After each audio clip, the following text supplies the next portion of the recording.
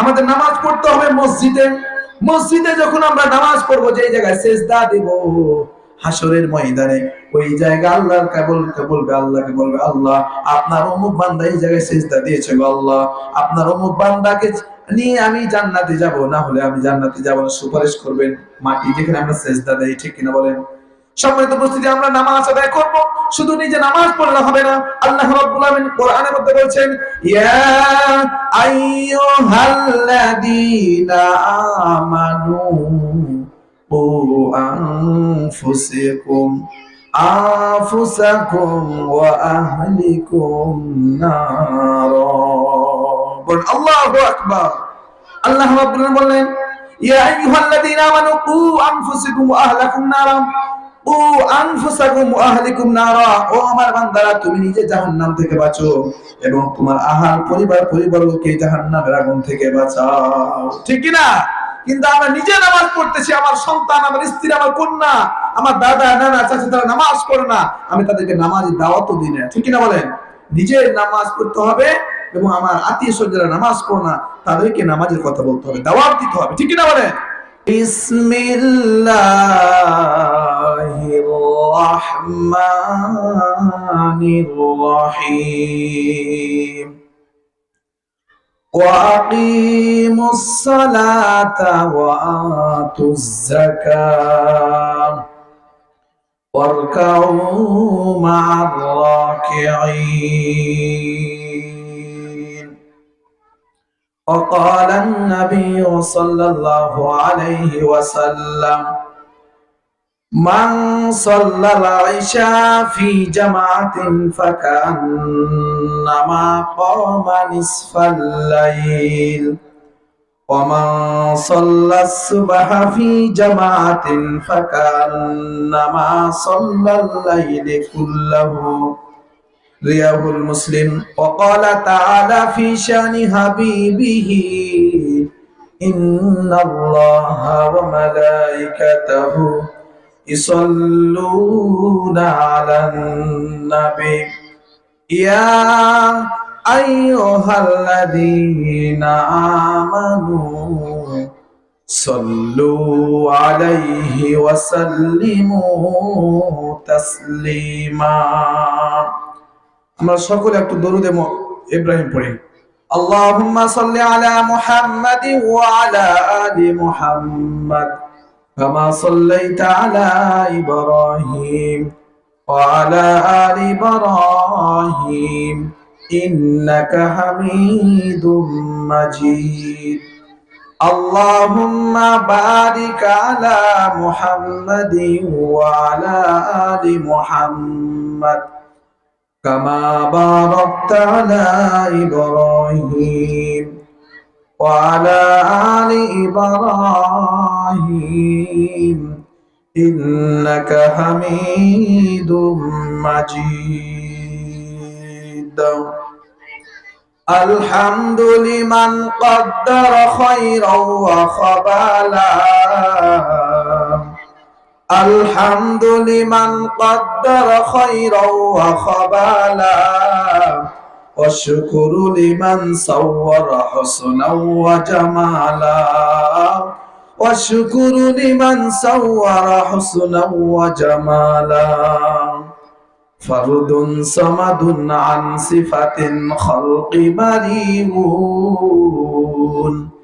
فرد صمد عن صفة خلق بريء رب أزلي الخلق خلق كمالا رب أزلي الخلق خلق كمالا لا ضد ولا ند ولا حد لمولاه لا ضد ولا ند ولا حد لمولاه الآن كما كان ولم يلق زوالا الآن كما كان ولم يلق زوالا.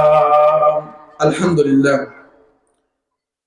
ঐতিহ্যবাহী কবিরপুর আশুলিয়া সাভার ঢাকা কর্তৃক আয়োজিত আল হিলাল জামে মসজিদের চতুর্থ বার্ষিক তাফসীরুল কোরআন মাহফিলের সম্মানিত সভাপতি, প্রধান অতিথি, বিশেষ অতিথি, আমার সামনে ভাই ও বাবাজিরা, পর্দার আড়ালে আমার কলিজার টুকরা মা ও বোনেরা, আপনাদের সকলকে আন্তরিক সালাম এবং শুভেচ্ছা এবং অভিনন্দন।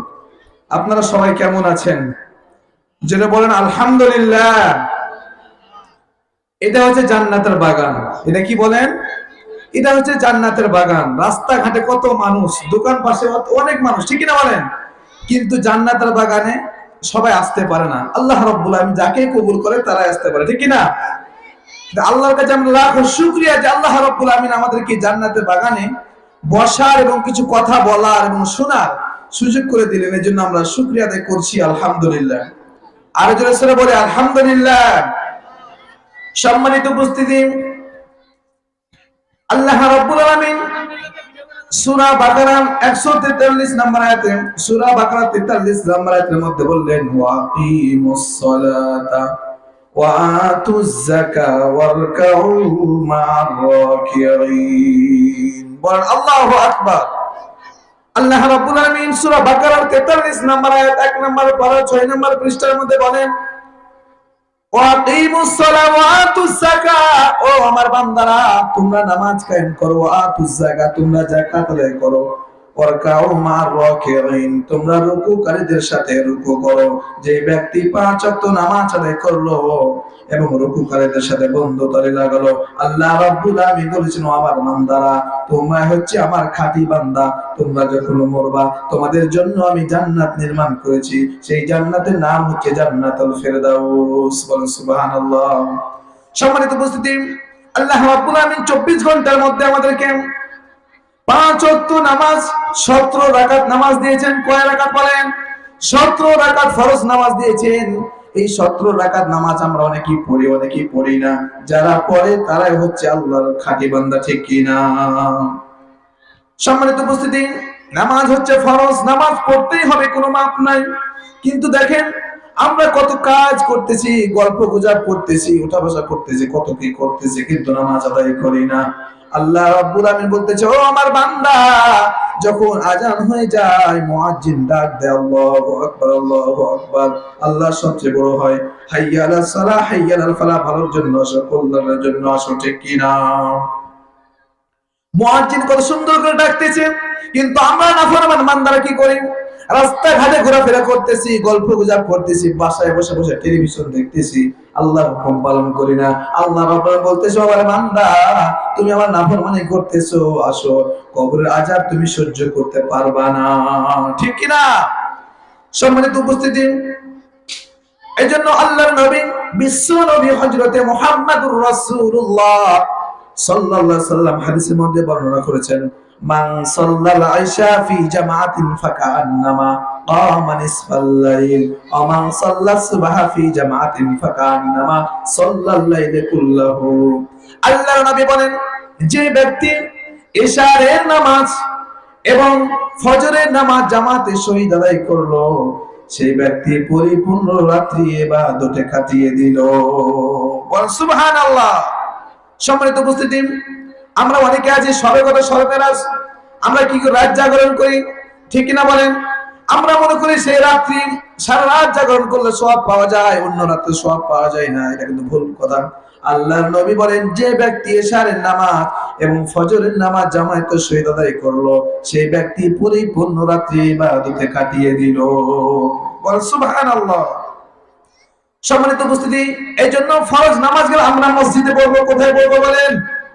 জোরে বলেন, কোথায় পড়বো? না বাসায় পড়বো? আল্লাহর নবী বলেন, আমার ইচ্ছা হয় ওই ঘরটারে আগুন দিয়ে জ্বালিয়ে দেই, যে ঘরে পুরুষ মানুষ নামাজ আদায় করে। তার পুরুষ মানুষের জন্য নামাজ হচ্ছে মসজিদ। কোথায় বলেন? মসজিদ। আর আজকে আবার পুরুষ মানুষ হয়ে আজান হয়ে গেছে, আমরা নামাজ পড়তেছি বাসার মধ্যে। কিন্তু আল্লাহর নবী বলেন, যে ব্যক্তি বাসার মধ্যে নামাজ পড়ে আমার ইচ্ছা হয় সে ঘরটা আমি আগুন দিয়ে জ্বালিয়ে দেই। দুইটা কারণে জ্বালাই না। এক নাম্বার হচ্ছে মেয়েদের কারণে, আর দ্বিতীয় নাম্বার হচ্ছে ছোট ছোট শিশু বাচ্চাদের কারণে। মা বোনের নামাজ পড়বে বাসার মধ্যে, আর পুরুষ মানুষ নামাজ পড়বে কোথায়? মসজিদে। কিন্তু আমরা মসজিদে নামাজ পড়ি না। সম্মানিত উপস্থিতি, আমাদের নামাজ পড়তে হবে মসজিদে। মসজিদে যখন আমরা নামাজ পড়বো, যে জায়গায় সেজদা দিব হাসরের ময়দানে, ওই জায়গা আল্লাহকে বলবে, আল্লাহকে বলবে, আল্লাহ আপনার অমুক বান্দা এই জায়গায় সেজদা দিয়েছে গো, আল্লাহ আপনার অমুক বান্দাকে নিয়ে আমি জান্নাতে যাব, না হলে আমি জান্নাতে যাব না, সুপারিশ করবেন মাটি যেখানে আমরা সেজদা দেই, ঠিক কিনা বলেন? সম্মানিত উপস্থিতি, আমরা নামাজ আদায় করব, শুধু নিজে নামাজ পড়লে হবে না। আল্লাহ রাব্বুল আলামিন কোরআনের মধ্যে বলছেন, ইয়া আইয়ুহাল্লাযীনা আমানু কু আনফুসাকুম ওয়া আহলিকুম নারা। বল আল্লাহু আকবার। আল্লাহ রাব্বুল আলামিন বললেন, ইয়া আইয়ুহাল্লাযীনা আমানু কু আনফুসাকুম ওয়া আহলিকুম নারা, ও আনফুসাকুম ওয়া আহলিকুম নারা, ও আমার বান্দারা তুমি নিজে জাহান্নাম থেকে বাঁচো এবং তোমার আহাল পরিবারকে জাহান্নামের আগুন থেকে বাঁচাও, ঠিক কি না? কিন্তু আমরা নিজে নামাজ পড়তেছি, আমার সন্তান, আমার স্ত্রী, আমার কন্যা, আমার দাদা নানা চাচা তারা নামাজ পড়ে না, আমি তাদেরকে নামাজের দাওয়াতও দিই না, ঠিক কি না বলেন? নিজে নামাজ পড়তে হবে এবং আমার আত্মীয় স্বজনরা নামাজ পড়ে না তাদেরকে নামাজের কথা বলতে হবে, দাওয়াত দিতে হবে, ঠিক কি না বলেন? এই জন্য বলতেছি নিজে জাহান্নাম থেকে বাঁচো এবং তোমার আহাল পরিবারকে জাহান্নাম থেকে আগুন থেকে বাঁচাও।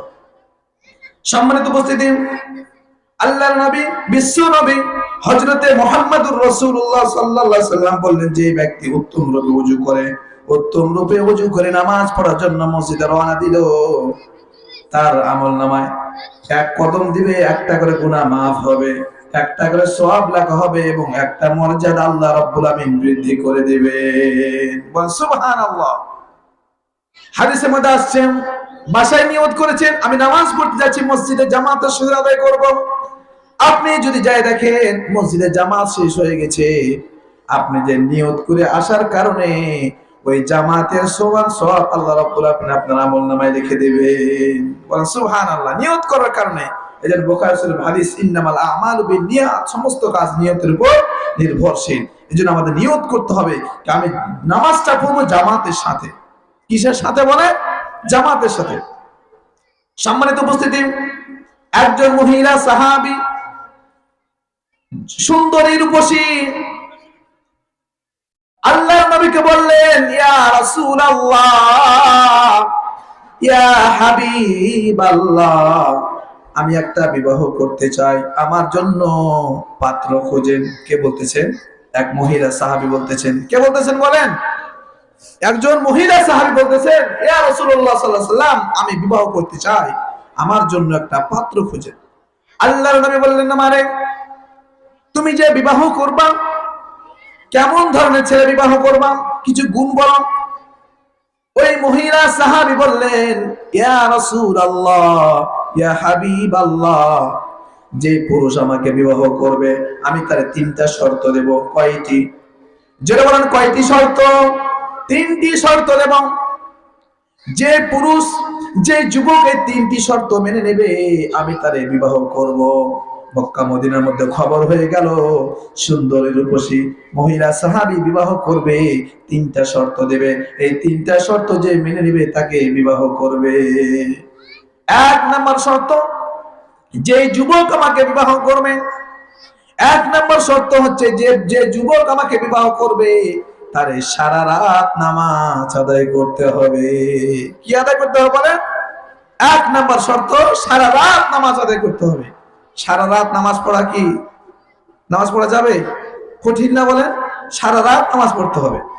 দ্বিতীয় নম্বর শর্ত হচ্ছে, যে যুবক আমাকে বিবাহ করবে তারে প্রত্যেক রাতে একটা করে কোরআন খতম করতে হবে। বলেন সুবহানাল্লাহ। দ্বিতীয় নম্বর শর্ত দিল, যে যুবক, যে ছেলে আমাকে বিবাহ করবে, দুই নম্বর শর্ত থাকে প্রত্যেক রাত্রে একটা করে কোরআনে কারীম খতম করতে হবে। একটা করে কোরআনে কারীম খতম করা অনেক কঠিন, খতম করা সম্ভব না, ঠিক না বলেন? তিন নম্বর শর্ত হচ্ছে, যে যুবক আমাকে বিবাহ করবে তাকে প্রতিদিন রোজা রাখতে হবে। কি রাখতে হবে? রোজা রাখতে হবে। তিনটা শর্ত দিয়েছেন। কয়টা শর্ত? তিনটা শর্ত কি মানা যায়? বলে মানা যাবে? কখনো না, কঠিন শর্ত। হযরত আবু বকর, উমর, উসমান, আলী সবাই আশ্চর্য হয়ে গেল, এই কঠিন শর্ত কেউ মানবে না। এমন যুবক পাওয়া যাবে না যে সারা রাত নামাজ পড়বে, প্রত্যেকদিন কোরআন খতম করবে, প্রতিদিন রোজা রাখবে, এমন কোন যুবক পাওয়া যাবে না। সবাই আশ্চর্য হয়ে গেল। মক্কা মদিনার মধ্যে খবর হয়ে গেল, কে আছো রে এই তিনটা শর্ত মেনে বিবাহ করবা? হঠাৎ করে এক যুবক হাত উত্তোলন করেছে, বলতেছে ইয়া রাসূলুল্লাহ, ইয়া হাবিবাল্লাহ, আমি তিনটা শর্ত মেনে ওই যুবতী নারীকে বিবাহ করতে চাই। বলেন সুবহানাল্লাহ। তিনটা শর্ত মেনে ওই যুবক বিবাহ করতে চায়। ওই যুবতীকে খবর দেওয়া হলো, আল্লাহর নবী ডাক দিলেন, ও মারে তুমি আসো, তোমার জন্য একটা ভালো পাত্র পেয়ে গেছি। বলেন সুবহানাল্লাহ। ওই মহিলা সাহাবী বললেন, ইয়া রাসূলুল্লাহ, হাবিবাল্লাহ, আমি যে তিনটা শর্ত দিয়েছি সে যুবক কি জানে? হ্যাঁ জানে। তিনটা শর্ত শোনার পরেও সে বিবাহ করার জন্য রাজি হয়ে গেছে।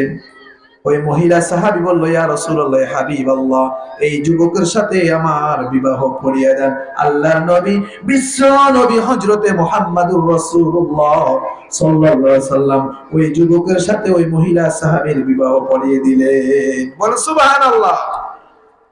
সম্মানিত উপস্থিতি, আজকে বাসর রাত, তার শর্তগুলো মনে আছে আপনাদের? মনে আছে? আজকে বাসর রাত, বাসর রাত্রে তার ডিউটি পালন হয়ে শুরু হয়ে যাবে এখন থেকে।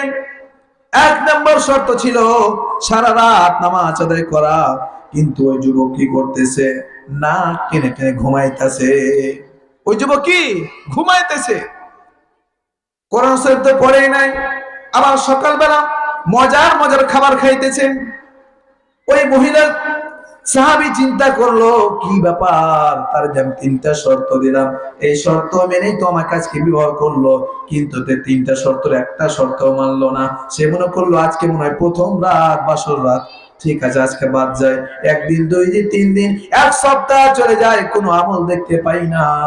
ওই মহিলা সাহাবী বলল, আমি আজকে যে আল্লাহর নবীর কাছে বিচার দেব, ইয়া রাসূলুল্লাহ, ইয়া হাবিবাল্লাহ, যে যুবকের সাথে আমার বিবাহ দিয়ে দিলেন, যে যুবকের সাথে আমার বিবাহ দিলেন, ওই যুবক তো তিনটা শর্ত দিলেন, তিনটা শর্তের একটাও শর্ত মানে না। ঠিক কিনা বলেন? আল্লাহর নবীকে যখন এই কথা বলল, আল্লাহর নবী ওই যুবককে ডাক দিলেন, হে যুবক, তুমি আসো, তোমার ডাক পড়া হয়েছে। যুবক, হে যুবক রে, তোমাকে তিনটা শর্ত দিয়ে আমি বিবাহ দিলাম, কিন্তু তুমি তিনটা শর্ত মানো না কেন বলো? ওই যুবক বলতেছি, ইয়া রাসূলুল্লাহ, ইয়া হাবিবাল্লাহ, তিনটা যে শর্ত দিয়েছি ওই তিনটা শর্ত আমি প্রতিদিন আমল করি। সুবহানাল্লাহ। যুবক বলতেছে আমি তিনটা শর্ত প্রতিদিন আমল করি, আর মহিলা সাহাবী বলতেছে আমল করি না। ঠিক না বলেন? মহিলা সাহাবী বলতে, তার স্ত্রী বলতেছে আমল করে না, আর পুরুষ কি বলতেছে? যুবক বলতেছে আমল করে। দুটো দুই রকম কথা। আল্লাহর নবী, বিশ্ব নবী হযরতে মুহাম্মদুর রাসূলুল্লাহ সাল্লাল্লাহু আলাইহি সাল্লাম বললেন, হে যুবক, তুমি যে বলতেছো আমি আমল করি, তুমি কি আমল করো আমারে দেখাও। ওই যুবক বলতেছে, ইয়া রাসূলুল্লাহ, ইয়া হাবিবাল্লাহ, আপনি তো হাদিসের মধ্যে বলেছেন, মান সাল্লাল ইশা ফি জামাআতিন ফাকান্নামা কামা নিসফাল লাইল ওয়া মান সাল্লাস সুবহা ফি জামাআতিন ফাকান্নামা সাল্লাল লাইলা কুল্লাহু। ওগো নবীজি, আপনি তো বলেছেন যে ব্যক্তি এশারের নামাজ এবং ফজরের নামাজ জামাতের সহিত আদায় করলো, সেই ব্যক্তি পরিপূর্ণ রাত্রি সারা রাত নামাজ পড়ার সমান সওয়াব পেয়ে গেল। বলে সুবহানাল্লাহ। এক নম্বর শর্ত মেনেছে, সারা রাত। আপনি তো বলেছেন এশারের নামাজ এবং ফজরের নামাজ আদায় করলে সারা রাত নামাজ পড়ার সওয়াব পাবেন। ইয়া রাসূলুল্লাহ, ইয়া হাবিবাল্লাহ, আমি তো প্রতিদিন এশারের নামাজ এবং ফজরের নামাজ জামাতের সহিত আদায় করতেছি। আল্লাহর নবী বলেন, এ মারে, তোমার স্বামী এক নাম্বার শর্ত মানতেছে, তুমি চিন্তা করো না। আল্লাহর নবী যুবককে বলতে চাই, যুবক, দুই নাম্বার শর্ত বলো, তুমি তো কোরআন শরীফ নাকি পড়ো না। ওই যুবক বলতেছে, ইয়া রাসূলুল্লাহ, ইয়া হাবিবাল্লাহ, আপনি তো বলেছেন যেই ব্যক্তি সূরা ইখলাস 3 বার পড়বে তার আমলনামায় একটা কোরআন কারীম খতম করার সমান সওয়াব লিখে দেন। সুবহানাল্লাহ। ইয়া রাসূলুল্লাহ, ইয়া হাবিবাল্লাহ, আমি যখন ঘুমাই, ঘুমার সময় সূরাতুল ইখলাস পড়ি। ওগো নবীজি, আপনি তো বলেছেন সূরা ইখলাস পড়লেন একটা কোরআন খতম করার সমান সওয়াব পায়। আমি প্রত্যেক রাতে সূরা ইখলাস পড়ে ঘুমাই। বলো সুবহানাল্লাহ। 2 নম্বর শর্ত পূরণ হয়েছে। 3 নম্বর শর্ত, ওই যুবক বলতেছেন, ইয়া রাসূলুল্লাহ, ইয়া হাবিবাল্লাহ, আপনি তো বলেছেন রমজান মাসে রোজা রাখার পর শাওয়াল মাসের 6টি যে ব্যক্তি রোজা রাখবে সেই ব্যক্তি সারা বছর রোজা রাখার সমান সওয়াব পেয়ে যাবে। বল সুবহানাল্লাহ। 3 নম্বর শর্ত পূরণ হয়েছে। ওগো নবীজি, আপনি তো বলেছেন রমজান মাসে রোজা রাখার পর শাওয়াল মাসের 6টি রোজা রাখলে সারা বছর রোজা রাখার সমান পাওয়া যায়। ওগো নবীজি, আমি তো রমজান মাসে রোজা রেখেছি, এরপর শাওয়াল মাসে রোজা রেখেছি 6টা। ওগো নবীজি, আমি তো আমল করতেছি। আল্লাহর নবী বলেন, ও মা, তুমি চিন্তা করো না, তুমি যে 3টা শর্ত দিয়ে ওই যুবককে বিবাহ করেছো, ওই যুবক তোমার 3টাই শর্ত প্রত্যেকদিন আমল করতেছে। বলেন সুবহানাল্লাহ।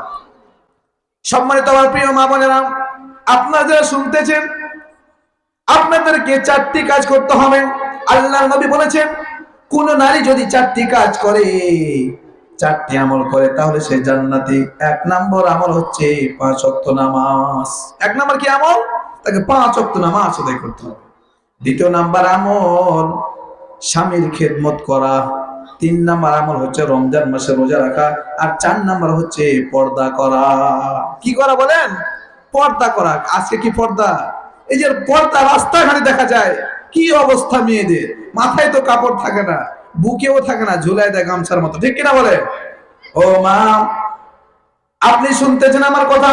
শুধু এটা আমার কথা না, আল্লাহর নবী, বিশ্ব নবী হযরতে মুহাম্মদুর রাসূলুল্লাহ সাল্লাল্লাহু আলাইহি ওয়াসাল্লাম হাদিসের মধ্যে বর্ণনা করেছেন, তোমরা পর্দা করো।